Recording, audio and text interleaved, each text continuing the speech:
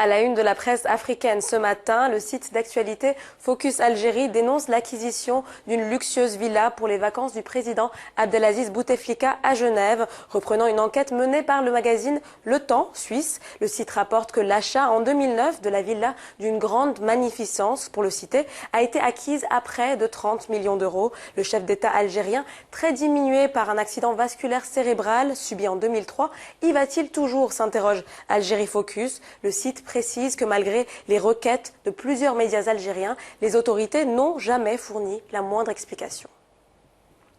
Direction maintenant la Corne de l'Afrique où Aramba Times se félicite de l'adhésion de l'Éthiopie au club des membres non permanents du Conseil de sécurité de l'ONU. 185 membres permanents sur 190 ont voté en faveur de la nomination de l'Éthiopie hier. Une bonne nouvelle selon plusieurs experts et analystes éthiopiens. Il s'agit de l'un des plus grands accomplissements diplomatiques de l'État depuis plusieurs années. L'Éthiopie devrait également jouer un rôle majeur sur le terrain du maintien de la paix selon ces analystes. Le site rappelle qu'elle est la seconde plus grande contributrice aux opérations de maintien de la paix des Nations Unies et la première en Afrique.